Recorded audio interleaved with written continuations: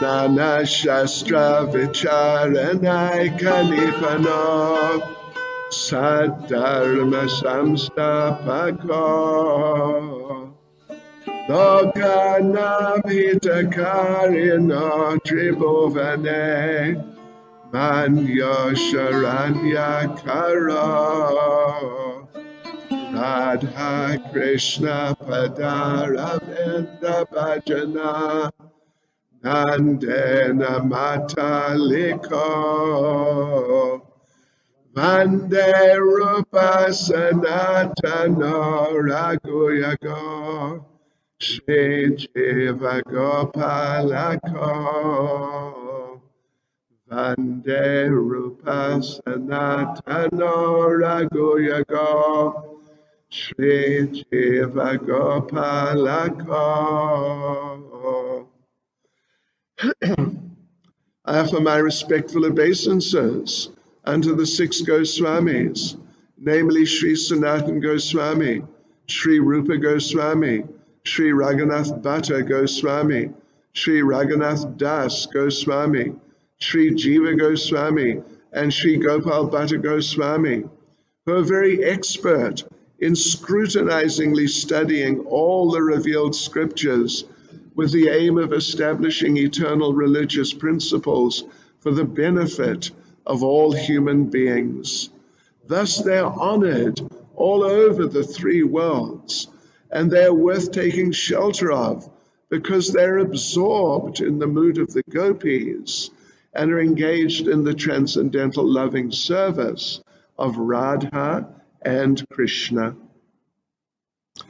Nama Om Vishnupadaya Krishna Prestaya Bhutale Srimati Bhaktivedanta Swaminiti Namane Namaste Saraswati Deve Gauravani Pracharane Nirvishesha Shunyavadi Paschachadesha Tarane Shri Krishna Chaitanya Prabhu Nityananda Shri Advaita Gadadha Shivasadi Gaura Bhakta Vrinda Hare Krishna, Krishna Krishna, Hare Hare, Hare Rama, Rama Rama, Hare Hare. Vanchakapacharibhyascha kripa sindhubhya evacha patitanam pavanebhyo vaishnavebhyo namo namaha. Vaishnavebhyo namo namaha. Okay, so we are in the middle of chapter 14, which is the last chapter in the section on Vaidhi Sadhana Bhakti.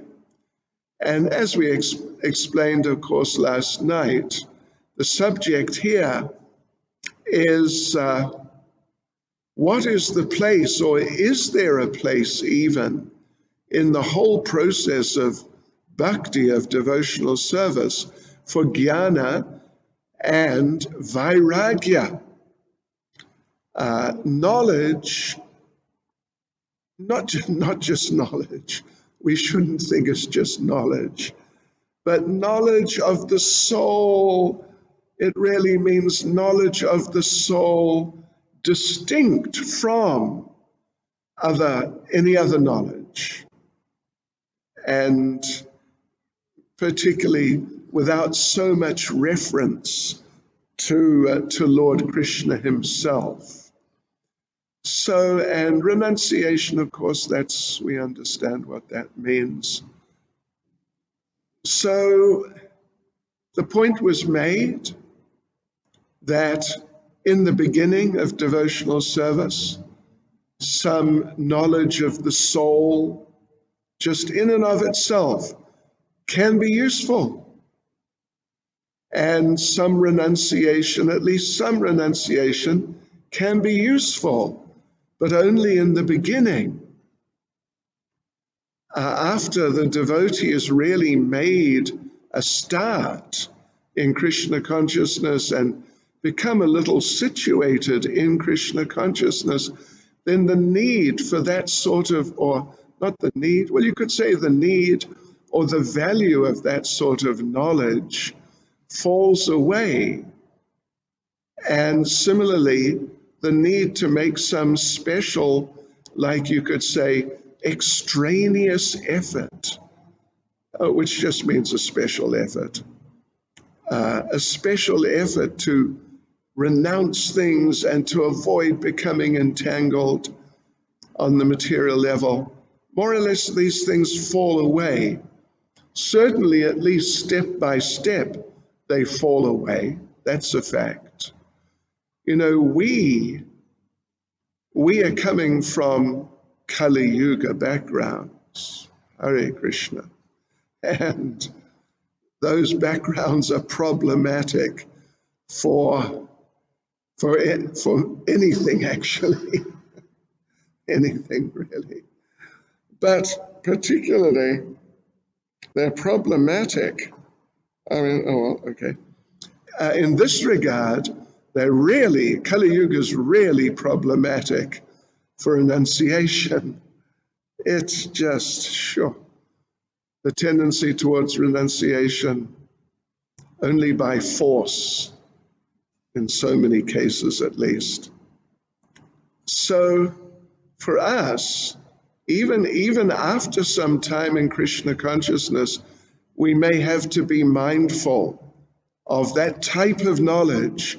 Means particularly, I am not this body, therefore I must be careful to avoid getting caught up in bodily things, bodily attachments, enjoyments particularly. And I am a devotee. My business is to serve Krishna, and therefore I shouldn't. Therefore, I have to remain detached from material things. Otherwise, it'll interfere with my devotional service. So last night, we did read the two verses. They're like classic verses from Bhakti Rasamrita Sindhu about what is real Vaishnav renunciation. Well, first of all, Prabhupada discussed what is real Vaishnav knowledge. Sure, we are not these bodies, we're spirit souls, but as spirit souls, our natural duty is to serve Krishna. So that sort of knowledge of the nature of the soul, that's like Krishna Gyan, Krishna conscious knowledge. And then about the Krishna conscious renunciation, anasaktasya vishayan yatarham upayunjata nirbandha Krishna sambandhe yuktam vairagyam uchyate. When one is not attached to anything, but at the same time accepts everything in relation to Krishna, one is rightly situated above possessiveness, as opposed to, it's the following verse actually in Bhakti Rasamrita Sindhu, there 255 and 256, and frankly they are in Caitanya Charitamrita for sure. I unfortunately don't have the reference here. Maybe tomorrow I can bring the reference from Caitanya Charitamrita. So anyway, what I'm going to read right now is that verse 256, which explains the wrong type of renunciation, impersonal renunciation, fruitive renunciation, materialistic renunciation. Prapanchi kataya buddhya hari sambandhi vastuna mumukshabi parityago vairagyam falgu kachyate. Falgu vairagya means fruitive renunciation. Just try and get free from one's attachments somehow or other And the Mayavadis are more into that. So anyway, we discussed all these things. And the principle we discussed of yukta vairagya, using things in Krishna's service, even materially nice things, that at least sometimes, that some people would think if they see us using those things that, oh, you're not spiritual because you're using material things. But actually you are spiritual because you're using those things in nice forms of service to the Lord. And we told the story about Prabhupada and the reporter and the Rolls Royce. Yeah. Then I think the last thing we read was about, it was the warning to the spiritual masters that, you know, because different spiritual masters can be on different levels. In Nectar of Instruction, Prabhupada makes the point that even a Kanishta, if he really decides he wants to, can take up the role of spiritual master. I mean, it is not illegal. If someone insists on doing it, who can stop them? People claim to be incarnations of God, and who can stop them? So, but such a person who's really a Kanishta, or not even a Kanishta, not really a devotee at all, they can proclaim themselves to be spiritual masters. But the problem is that there's every likelihood they will become bewildered by certain aspects of things connected with their attempt at being a guru, like particularly wealth and or followers. In order to get wealthy followers, they may give some potential disciple some special facilities, special favors, which the other disciples are not getting. And this will cause a disturbance in different ways. So therefore, we have to follow disciplic succession. And that was paragraph 13. We're going to move on now to 14.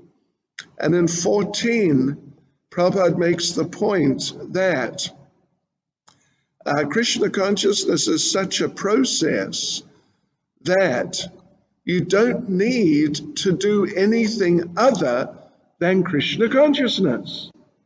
You don't need to adopt some other practice to help you in your practice of Krishna consciousness. Yeah. An interesting example. Some sort of practice of, like perhaps mystical yoga, like Sankhya yoga, Ashtanga yoga, or even Hatha yoga. Of course, Prabhupada he approved of the practice of doing exercise just to keep the body fit, but as a spiritual discipline as such, these other forms of yogas are not accepted. That in order to help me chant better, chant Hare Krishna better, I will do some whatever pranayam, some breathing exercise or something along those lines, something outside of Krishna consciousness to supposedly help me in my Krishna consciousness. Krishna consciousness is self-sufficient. You don't need to bring in anything from outside. And Like, so Prabhupada, particularly in the purport here, it's, what is it, do we say, 14, Prabhupada makes the point that devotees don't have to take up some special practice to become non-violent. Just by being devotees, they're naturally non-violent. They don't need to make some special effort to be vegetarian, because just by being devotees, they'll naturally be vegetarian. It's just part and parcel of Krishna consciousness. So in principle, then, the idea is there's no need to do anything outside of being Krishna conscious. And paragraph 15, I won't go through that because it's simply repeating, more or less actually, repeating what 14 has said, as we just mentioned. But actually there's an extra point, yes, it's a fact, an interesting little point. Towards the end of paragraph 15, that people who are non-devotees, but vegetarian, non-violent. So that's all very well, but their vegetarianism and non-violence doesn't make them into devotees, whereas Krishna consciousness makes the devotees into vegetarians and non-violent people. So Prabhupada says then at the end of paragraph 15, we must conclude, therefore, that vegetarianism or non-violence is not the cause of devotion. Like certain animals, like monkeys usually, so we hear, monkeys are usually vegetarian. And they live simple lives. They don't take intoxication. They don't gamble. So, are they candidates for Krishna consciousness? But no, they're not. Yeah. So being non-violent, well, monkeys can be pretty violent, but they're generally vegetarian. But that doesn't make them into devotees. So vegetarianism or non-violence is not the cause of devotion. And then in paragraph 16, Prabhupada tells the very famous story of Mrigarhi the hunter, which appears in Skanda Purana, but is also told in Chaitanya Charitamrita. I imagine you all know that story. That man was he was a hunter, Mrigarhi the hunter, he was called, and he was very vicious to the animals. Of course, hunting at best is vicious, but he was especially vicious. He wouldn't just kill them, he would half kill them and enjoy watching them suffer in pain until they died. But then Narada Muni, and of course it's a long story, but Narada Muni basically preached to him and helped him to understand, and actually gave him sort of mystical visions of how the animals he had been killing were going to catch up with him and cause him extreme pain in the future. So Mrigarhi became a devotee.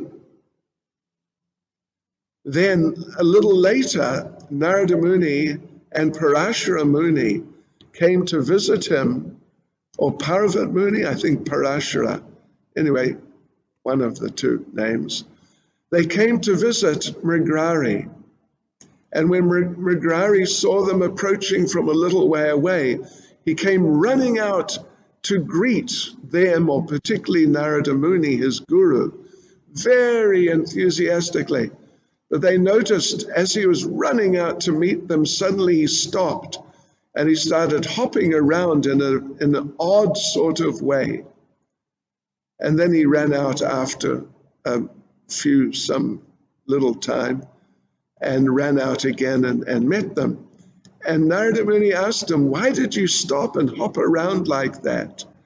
And Mrigarhi said, because there was a stream of ants running across the path, and I didn't want to step on them, so I hopped through without stepping on any ants.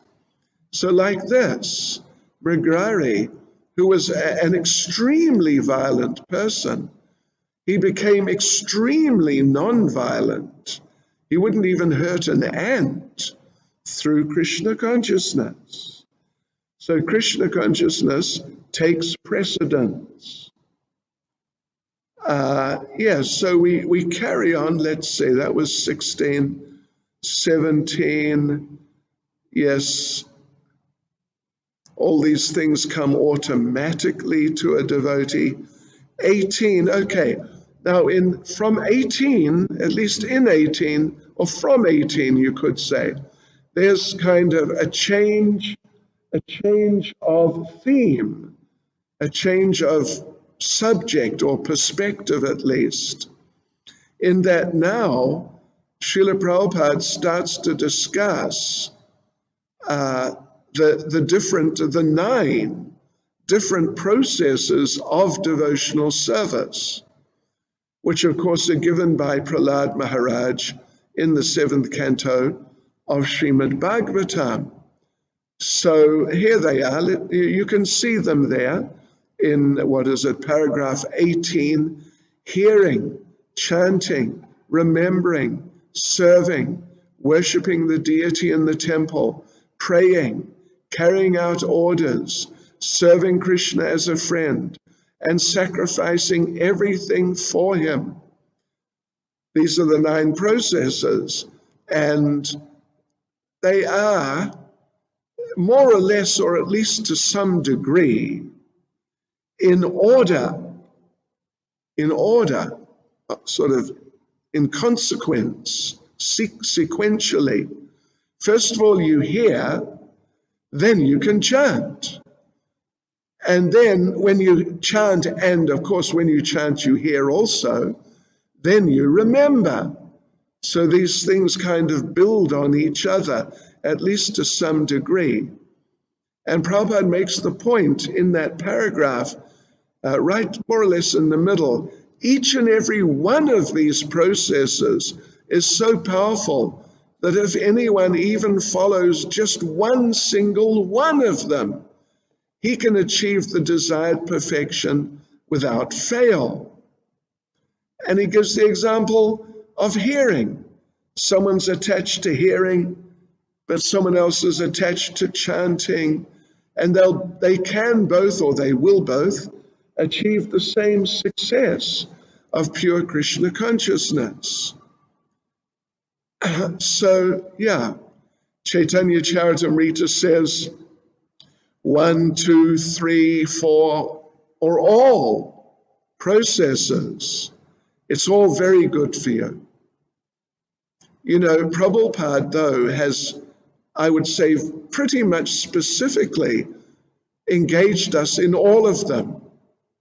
Now, of course, the one which is serving Krishna as a friend,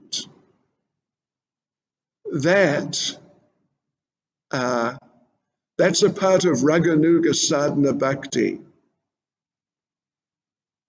like in a very informal way, what to many people would appear to be not a very respectful way. One is interacting with Krishna. So that's part of Raganuga sadhana bhakti, which we're going to talk about tomorrow, and maybe to some degree just after 10 or 15 minutes now, actually. It's more advanced. And so we don't, as members of ISKCON generally, we don't practice that befriending Krishna. But otherwise, we definitely pretty much do all the other 8 processes. So that was chapter 18, and we go on to chapter 19, and now in chapter 19, The processes are again examined, but along with each one now is the name of the devotee who especially achieved perfection or is especially known for doing that, a particular one of those 9. Parikshit Maharaj achieved the desired goal of life simply by hearing Srimad Bhagavatam. Shukadev Goswami, simply by reciting. Prahlad, simply by always remembering the Lord.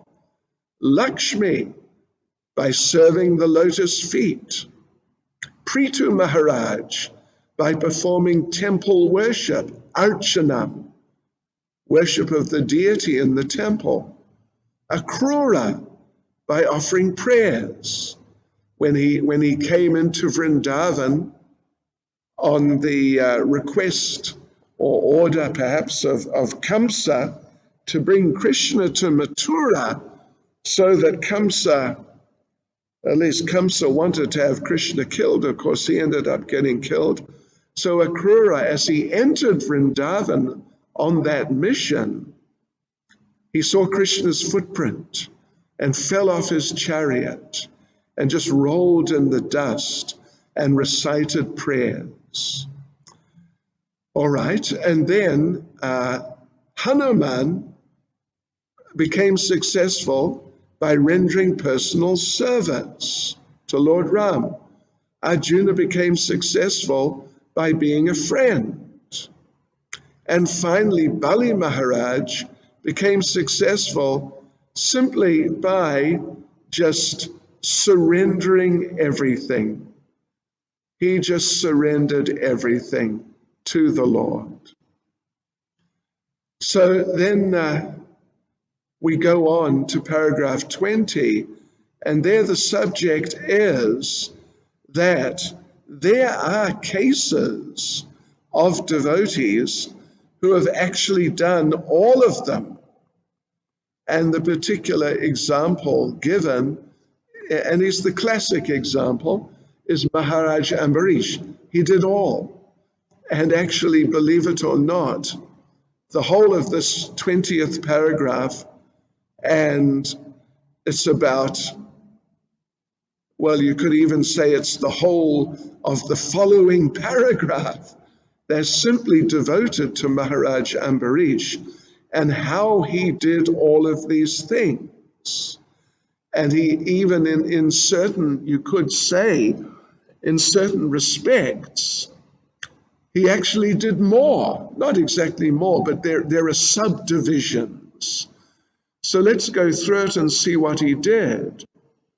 First of all, he concentrated his mind on the lotus feet of the Lord. Then he engaged his speech, describing the pastimes and activities of the Lord. He washed his hands.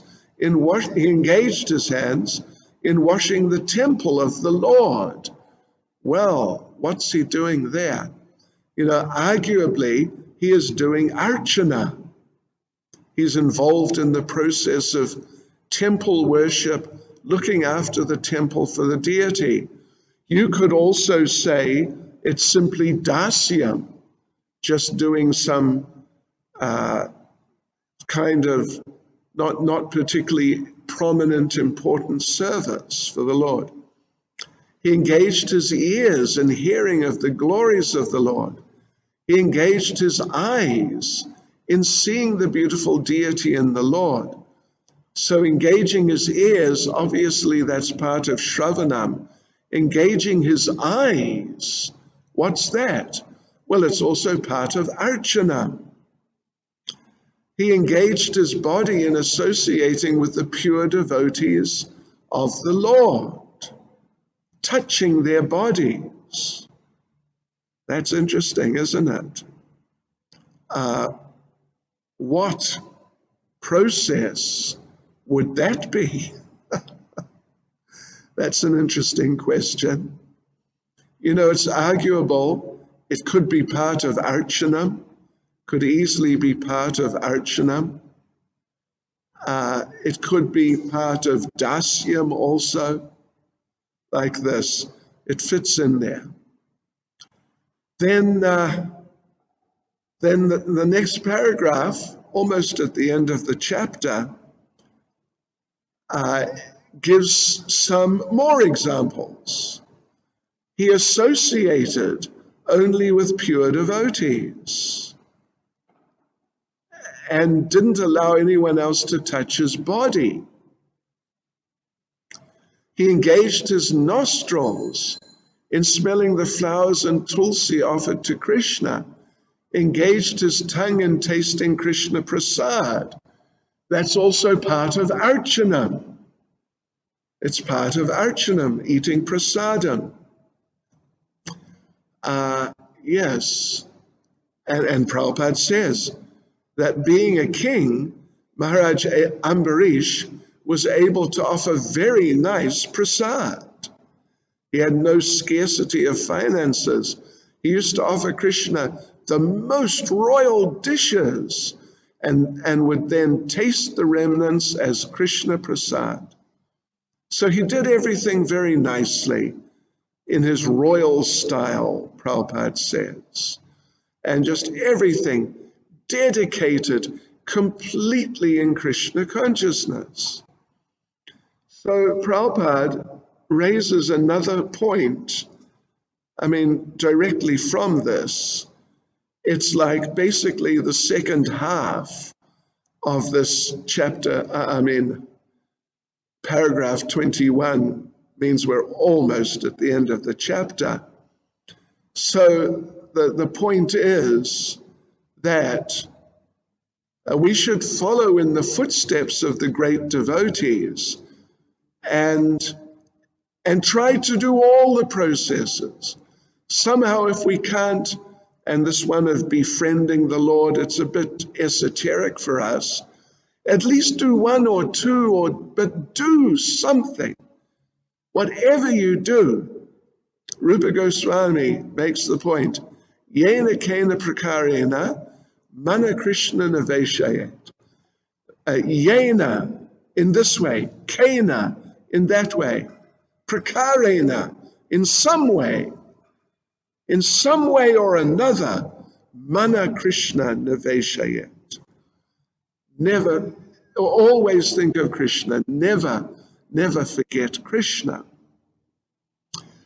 Yeah, so Prabhupada says, if we're engaged in the execution of all the items, like Maharaj Ambarish, then the perfection of devotional service is guaranteed from each one of these items. With the first complete engagement, one becomes automatically detached from material contamination, and liberation becomes the maidservant of the devotee. Yes. So, okay. And then, like we said, this is the end of the whole section on Vaidhi Sadhana Bhakti. So, Srila Rupa Goswami, Srila Prabhupada give a final little comment right at the end. Little paragraph there. Srila Rupa Goswami says that the regulative principles of devotional service are sometimes described by authorities as the path of serving the Lord in opulence. Yes. So there you go, devotees. We have now completed the section on Vaidhi Sadhana Bhakti.